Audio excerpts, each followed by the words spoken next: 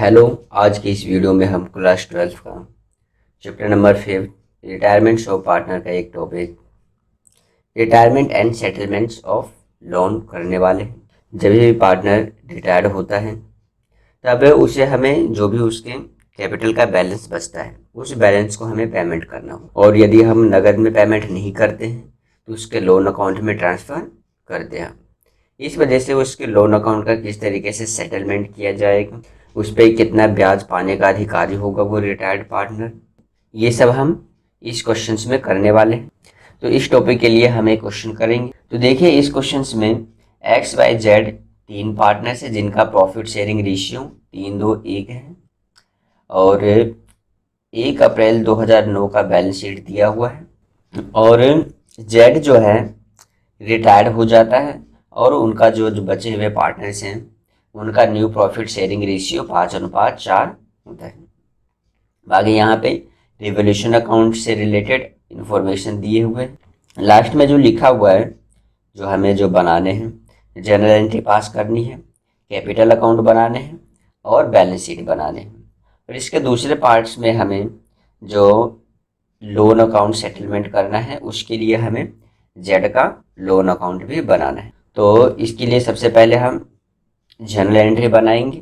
इस क्वेश्चन में हमें रेवोल्यूशन अकाउंट बनाने के लिए नहीं बोला है तो हम नहीं बनाएंगे। वैसे हम यदि वर्किंग नोट में बनाना चाहते हो तो बना सकते हैं। वैसे हम जनरल एंट्री डायरेक्ट भी पास कर सकते हैं। तो देखिए पहले हम जनरल एंट्री बनाएंगे। तो ये रहा हमारा जनरल एंट्री का फॉर्मेट। देखिए जनरल एंट्री बनाने से पहले मैं आपको बता दूं, इसे मैंने 3 स्टेप में डिवाइड कर दिया है। पहला जो स्टेप ठीक है वो बैलेंस शीट से रिलेटेड है,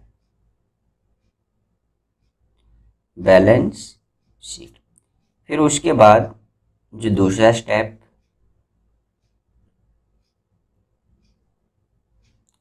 वो रिवोल्यूशन अकाउंट से रिलेटेड, रिवोल्यूशन अकाउंट। और जो थर्ड स्टेप जो है वो रिटायर्ड पार्टनर,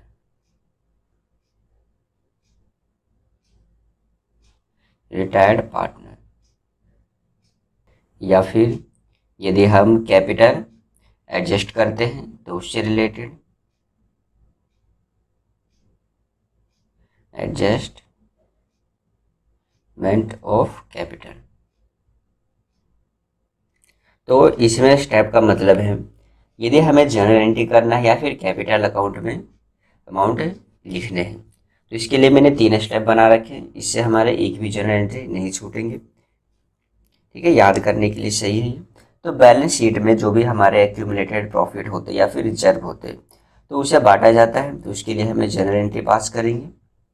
तो इसकी मदद से हम बैलेंस शीट में पहले देखेंगे कि कोई डेबिट असेट्स की तरफ या फिर लायबिलिटी की तरफ कुछ आइटम्स तो नहीं है जिसके लिए हमें जनरल एंट्री पास करनी है।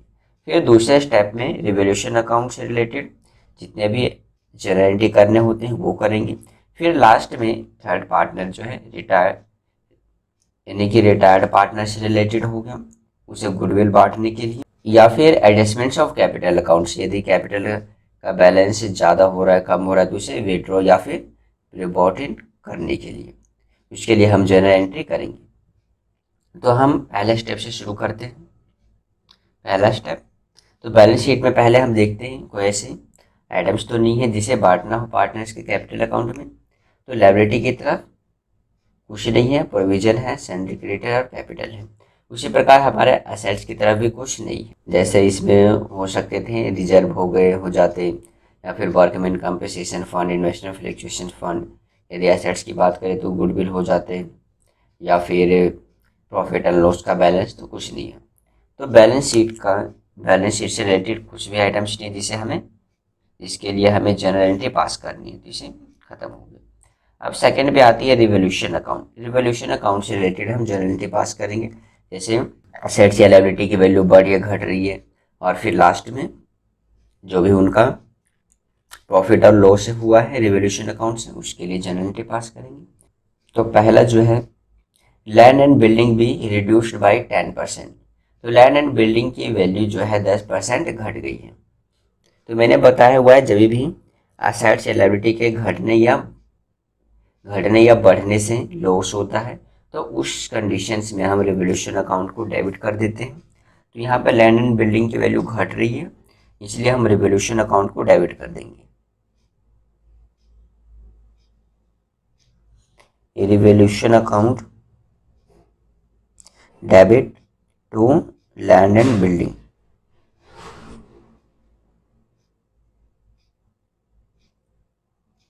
अकाउंट। बैलेंस शीट में देखते हैं लैंड एंड बिल्डिंग की वैल्यू 1,20,000 है, मतलब 12,000 रुपये। नरेशन लिख देंगे, decrease in value of assets या फिर land and building. Second point देखते हैं। सेकेंड पॉइंट पे लिखा हुआ है, out of the insurance premium paid during the year 5,000 be carried forward as unexpired. तो कह रहा है जो इंश्योरेंस प्रीमियम जो हमने पे किया है 5,000, वो प्रीपेड एक्सपेंसेस है। अनएक्सपायर्ड मतलब प्रीपेड एक्सपेंस। तो इस वजह से हमें, यानी कि हमने फ्यूचर में जो इंश्योरेंस देने थे वो हमने अभी दे दिए हैं, तो ये हमारे लिए प्रॉफिट हो जाएगा। इसलिए आप प्रॉफिट में हम रिवोल्यूशन अकाउंट को क्रेडिट करते हैं। तो इस वजह से हम प्रीपेड इंश्योरेंस को डेबिट कर देंगे। Prepaid insurance account debit to revaluation account.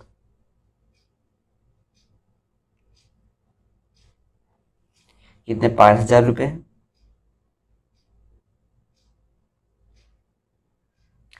Ration लिख देंगे, increase in value of assets. अब थर्ड पॉइंट पे देखते हैं क्या लिखा हुआ है, there is no needs of any provisions for doubtful debts. लिखा हुआ है कि हमें अब कोई भी प्रोविजन देने की आवश्यकता नहीं है। इसलिए जो हमने प्रोविजन बनाए हुए थे 1,300 का, वो हमारे लिए लाभ हो जाएगा। इसलिए हम इसमें भी प्रोविजन फॉर डाउटफुल डेब्ट्स को डेबिट कर देंगे और रिवोल्यूशन अकाउंट को credit. Provision for doubtful debts account debit to revaluation account.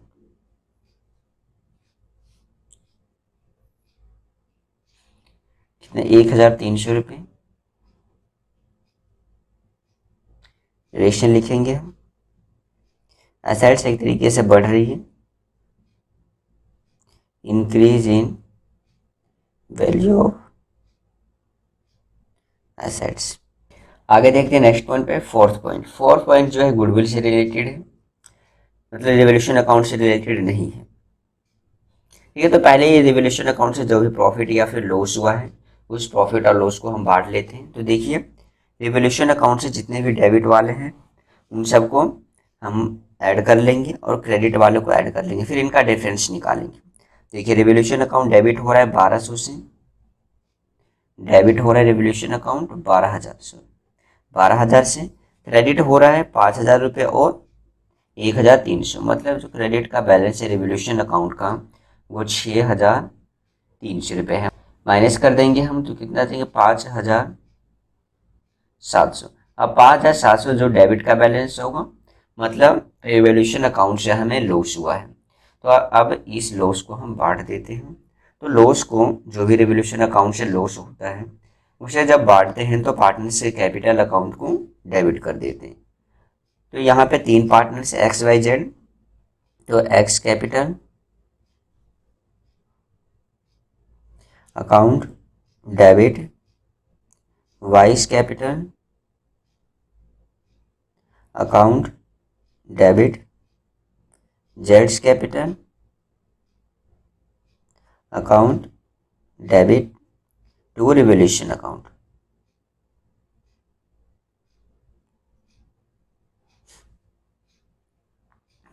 तो अब इस 5,700 को हम ओल्ड रेशियो में बांट देंगे। ठीक है, इनका जो ओल्ड रेशियो था वो 3:2:1 था।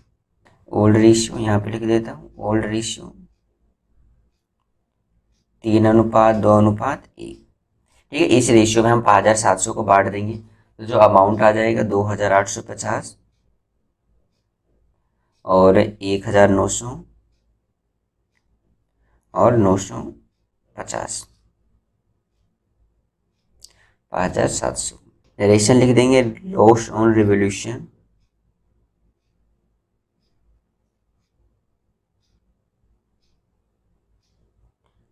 Transfer to partners capital account.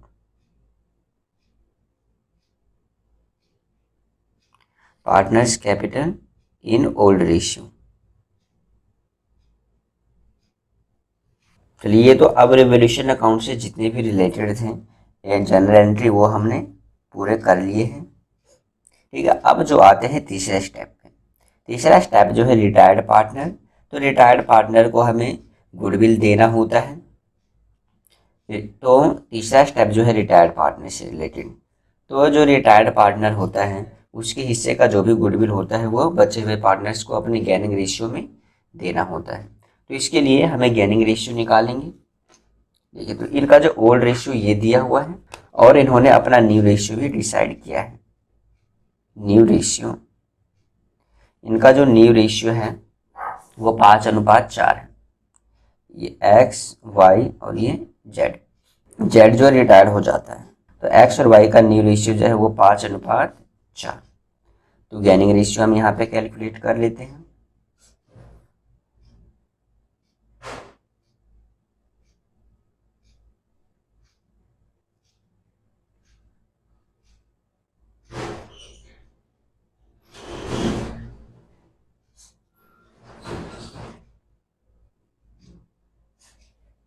तो एक्स का जो होगा माइनस कर देंगे हम न्यू में से ओल्ड रेशियो। चलो फॉर्मूला लिख देता हूँ पहले में। Gaining ratio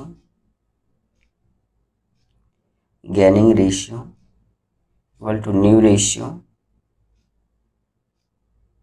minus old ratio. तो एक्स का जो होगा, इसका जो न्यू रेशियो है 5/9 माइनस ओल्ड रेशियो है 3/9, 5×1=6, 3/6। तो एलसीएम ले लेंगे 18, 10 माइनस 9, 1/18।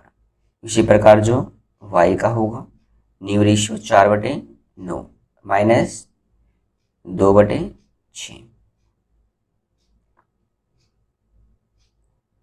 8 माइनस 6, 2/18। तो इनका जो गेनिंग रेशियो होगा वो 1:2। Gaining ratio of X and Y 1:2।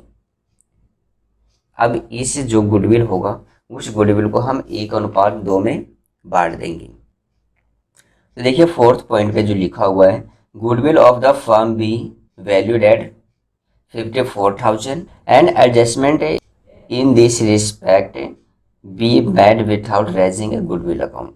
तो हमें गुडविल अकाउंट बनाने की जरूरत नहीं है, ऐसे हमें एडजस्टमेंट करनी। ठीक है, तो अब इस 54,000 जो है फर्म की गुडविल है, तो हमें जो रिटायर्ड पार्टनर उसके हिस्से का गुडविल निकालना होगा, मतलब जेड का गुडविल। तो यहाँ पे निकाल रहे हैं, तो जेड शेयर्स ऑफ गुडविल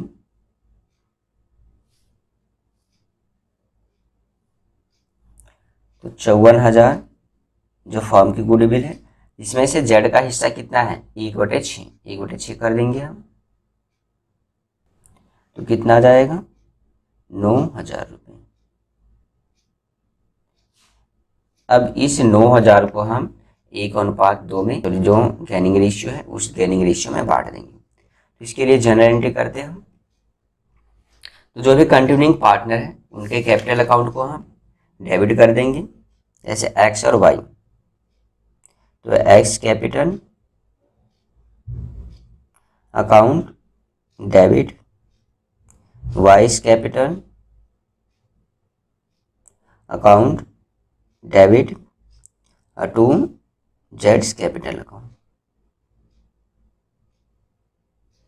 ठीक है, 9,000 को बांट देते हैं जेड में। जेड को 9,000 दिया जाएगा। अब 9,000 को एक्स और वाई कौन से रेशियो में देंगे, गेनिंग रेशियो में। रिलेशन लिख देते हैं, गुडविल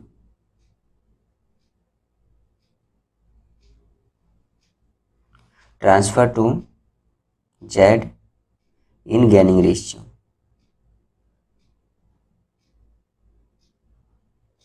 1:2। तो 9,000 को बांटेंगे तो 3,000 और 6,000, ये अमाउंट आ जाएगा। अब हमने यहाँ तक जो जनरल एंट्री कर ली है, बाकी अब जो हमारा जो एडजस्टमेंट्स ऑफ कैपिटल अकाउंट से रिलेटेड जनरल एंट्री करनी होगी, तो इसके लिए पहले हम एडजस्टमेंट जो भी कैपिटल का बैलेंस कम या ज़्यादा हो रहा है उसे निकालना होगा। और उसे निकालने के लिए हमें एडजस्टमेंट जो एडजस्टेड कैपिटल पता होना चाहिए कि ये सभी एडजस्टमेंट करने के बाद जो पार्टनर्स का कैपिटल कितना बचा है। इसके लिए सबसे पहले हम कैपिटल अकाउंट बनाएंगे, क्योंकि उसी के बाद ही हमें पता चलेगा कि एडजस्टमेंट करने के बाद पार्टनर्स का कैपिटल अकाउंट, कैपिटल का बैलेंस कितना बचा हुआ है।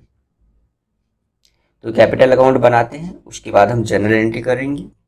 तो कैपिटल अकाउंट की जो शुरुआत करेंगे हम, वो इनका जो ओपनिंग बैलेंस दिया हुआ है कैपिटल उससे।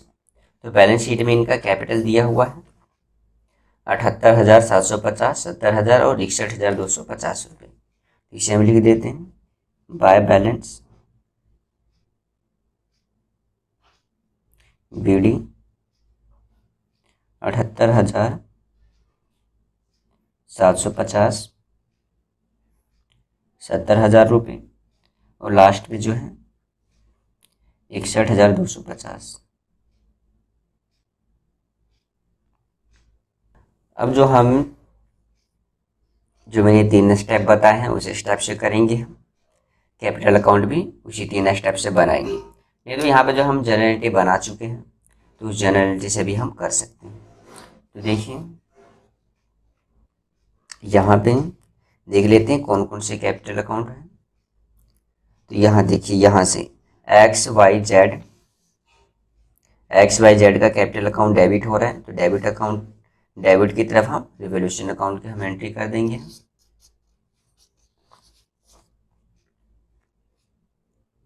टू रिवोल्यूशन अकाउंट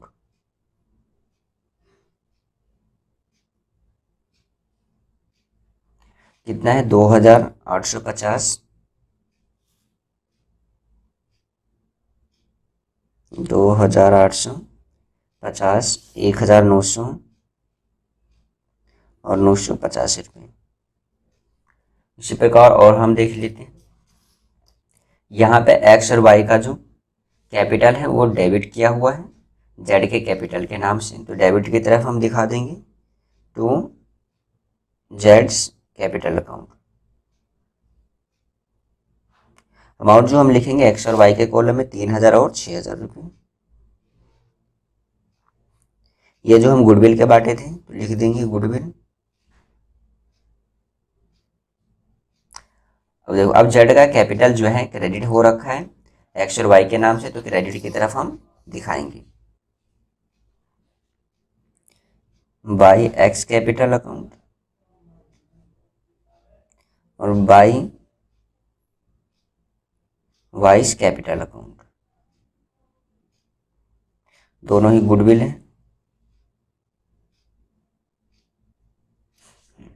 तो 3,000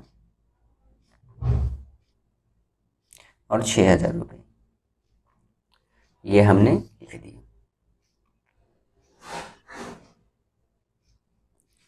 सॉरी, इसे हमें जेड के कैपिटल अकाउंट में लिखना था 3,000 और 6,000, क्योंकि जेड का कैपिटल अकाउंट जो है क्रेडिट हो रहा है एक्स और वाई के नाम से, इसलिए जेड के कॉलम में हम लिखेंगे, यहाँ पे जेड के कॉलम में। देखो अब हम इसका टोटल कर लेते हैं कितना हुआ है।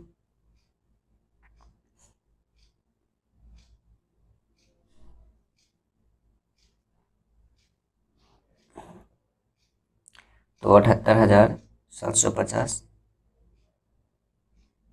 ये 70,000 और 61, 70,250।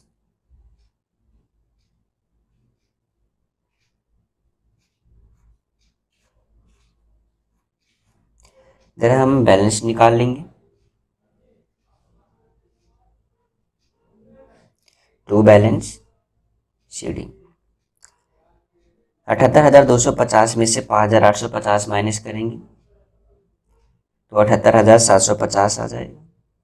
72,900, तो 72,900 बैलेंस बचेगा। 78,750।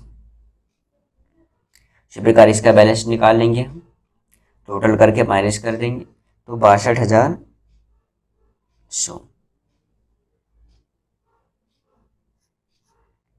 इसी प्रकार इसका बैलेंस माइनस कर देंगे 950 तो 69,300।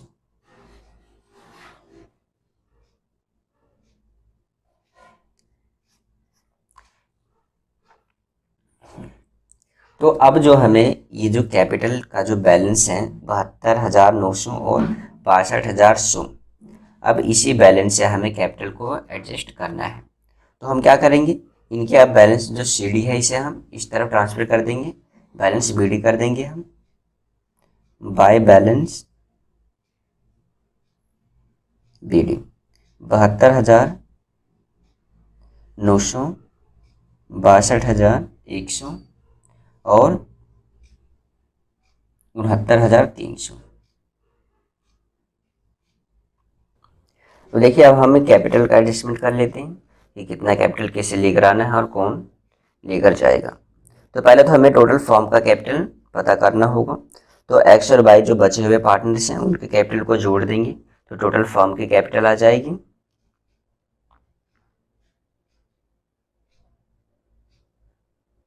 Total firms capital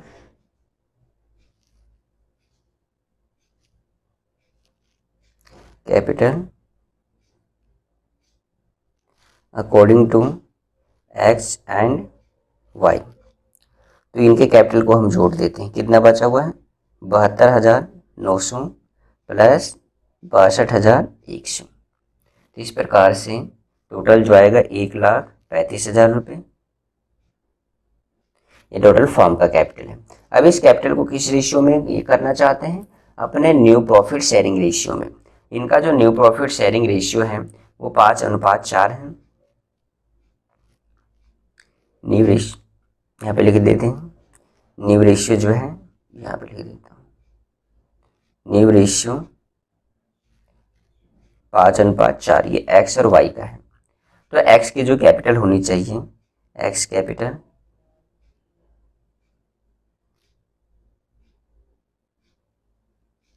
should be 1,35,000 into में 5/9, 75,000।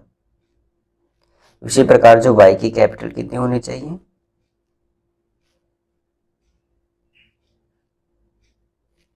1,35,000 इंटू वाई का जो है 4/9, इसे गुना करेंगे तो हम कितना आ जाएगा, 60,000 रुपये,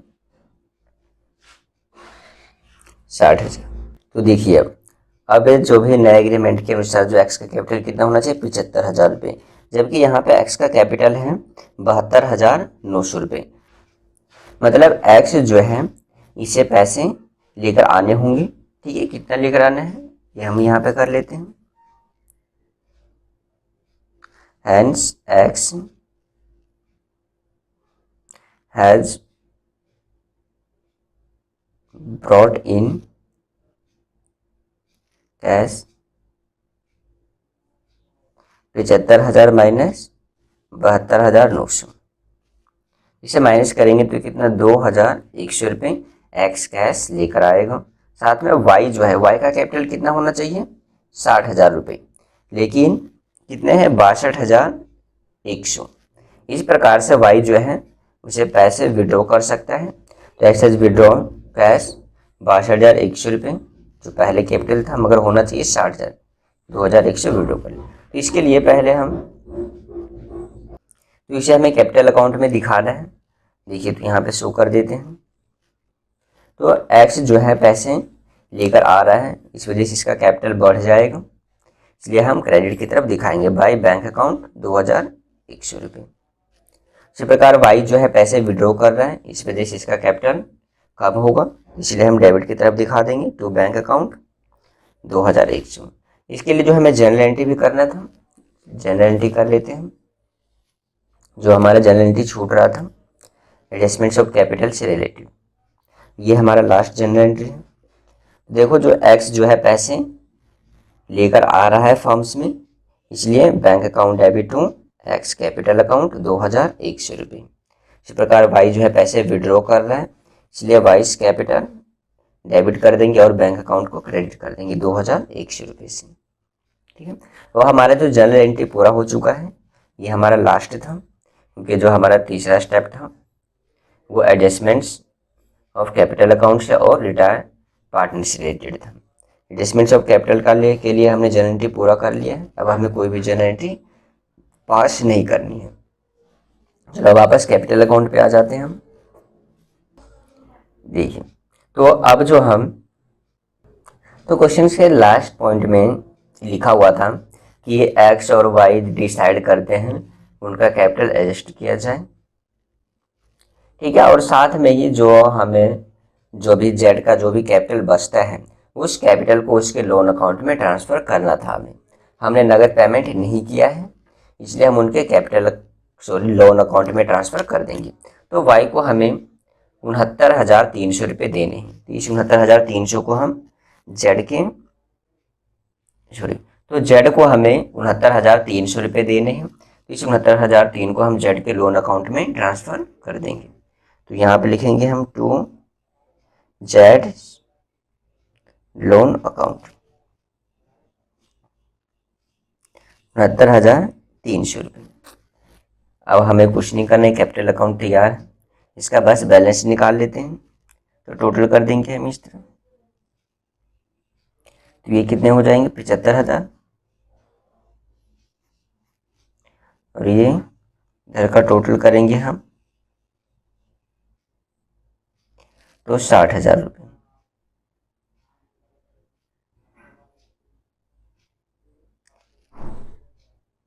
62,000 का टोटल करेंगे तो हम 62,100, 69,300। अब बैलेंस निकाल लेते हैं हम। टू बैलेंस सीडी 75,000, इसी प्रकार वाई का जो हो जाएगा 60,000 रुपये माइनस कर देंगे तो, और जेड का 72,300 ही होगा।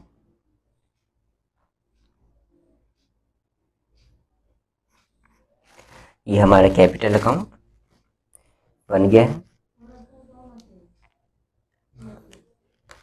अब हमें लास्ट में बैलेंस शीट बनानी है, तो बैलेंस शीट बनाते हैं। तो अब बैलेंस शीट बना लेते हैं हम पुराने वाले बैलेंस शीट की हेल्प से। तो पुराने बैलेंस शीट में लायबिलिटी की तरफ देखते हैं। प्रोविजन फॉर डाउटफुल डेब्ट्स, ये अब हमें नहीं देने थे, इसलिए ख़त्म हो चुके हैं। सैंड्री क्रेडिटर है नेक्स्ट, सैंड्री क्रेडिटर हम लिखेंगे।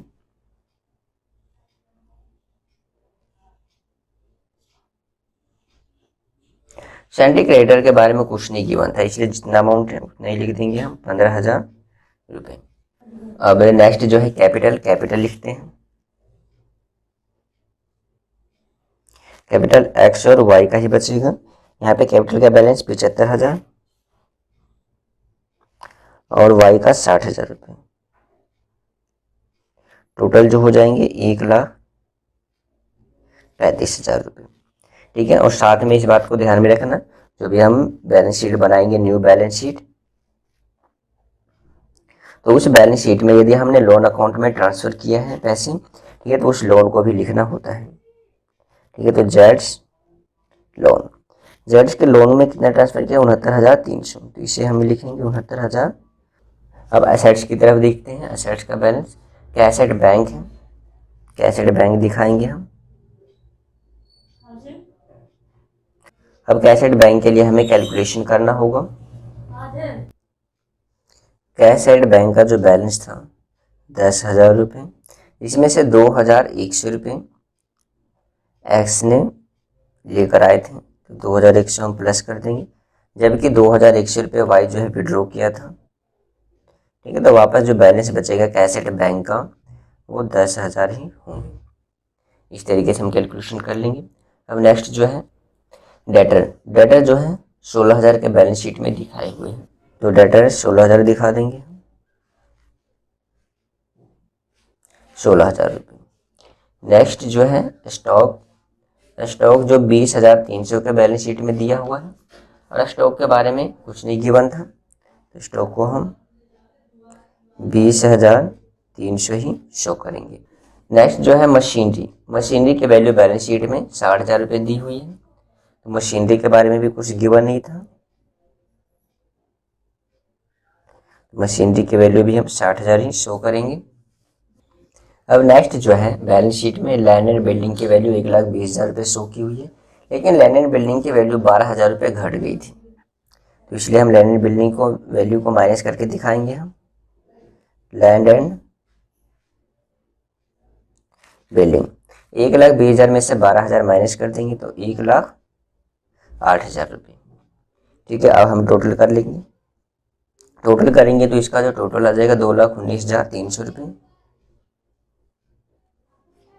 इस प्रकार इस साइड का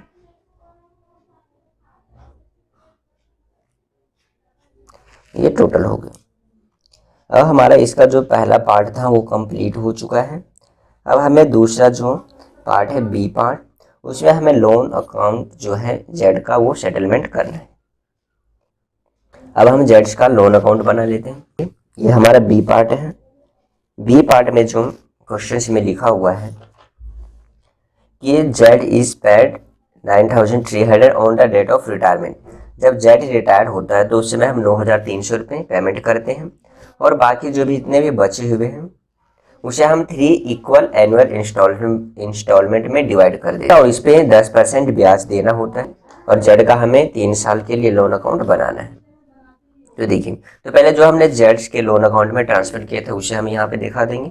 तो डेट जो होगा 2009 1 अप्रैल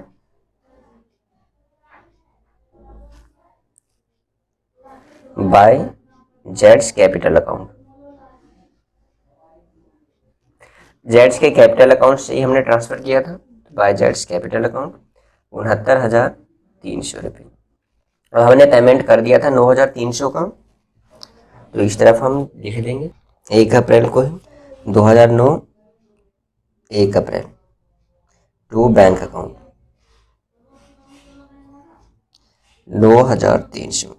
इसको हम कैपिटल अकाउंट में इसलिए नहीं दिखाएं क्योंकि ये रिटायर्ड होने के बाद हमने पेमेंट किया है 9,300 रुपये का, इसलिए हम लोन अकाउंट में ही दिखाएंगे। अब जो बच गए हैं जेड को जो देने हैं वो 69,300 माइनस 9,300 60,000।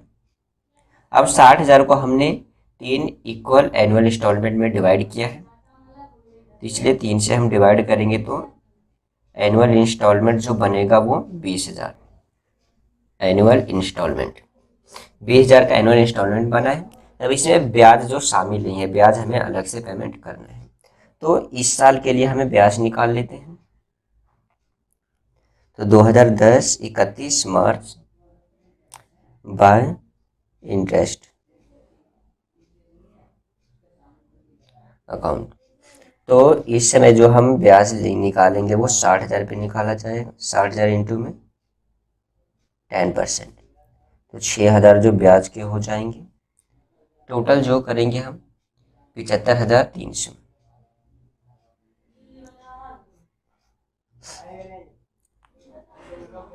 अब हमें पेमेंट का कितना करना है इस साल 2010 31 मार्च टू बैंक अकाउंट। अब हम जो पेमेंट करेंगे इस तरफ कितना 20,000 तो हम इंस्टॉलमेंट के पेमेंट करेंगे प्लस ब्याज के कितने 6,000 रुपये, टोटल जो है 26,000 हमें पेमेंट करना है। अब बैलेंस निकाल लेंगे हम, टू बैलेंस शीट, बैलेंस कितना बच जाएगा 40,000 रुपये।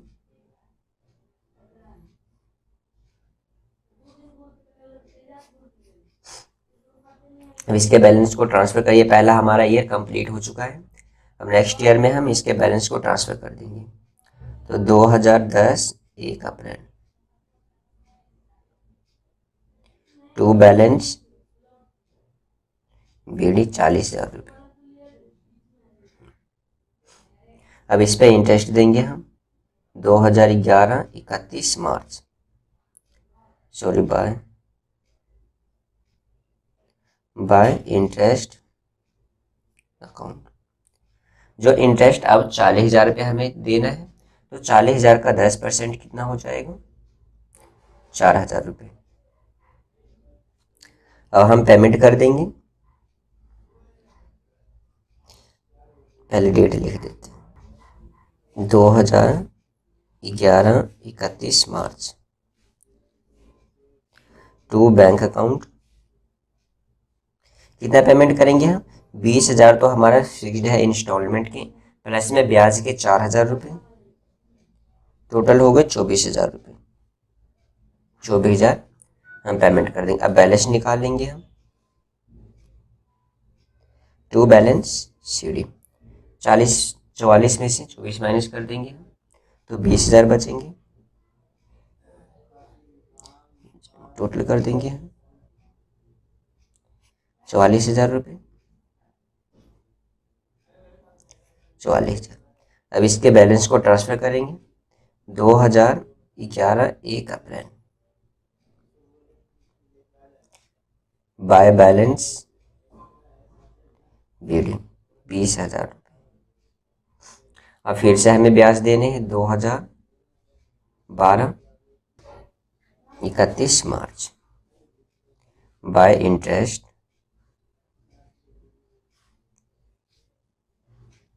अकाउंट। अब इस बार जो हमें इंटरेस्ट देना होगा किस अमाउंट पे, जो बैलेंस BD बचा हुआ 20,000, तो 20,000 का 10% निकालेंगे, 2,000 रुपये इंटरेस्ट बनेंगे 22,000। अब हमें टोटल पेमेंट करना है, तो 2012 31 मार्च टू बैंक अकाउंट। जो हमारा इंस्टॉलमेंट का फिक्स्ड था वो 20,000 प्लस में ब्याज के कितने बने, 2,000 रुपये। 2,000 टोटल जो पेमेंट किए करेंगे हम वो 22,000। ठीक है, इस साल कोई बैलेंस नहीं बचेगा, सारा पेमेंट हम कर चुके हैं। इस प्रकार से हमारा लोन अकाउंट भी कंप्लीट हो जाएगा। तो इस तरीके से हम लोन अकाउंट बनाएंगे।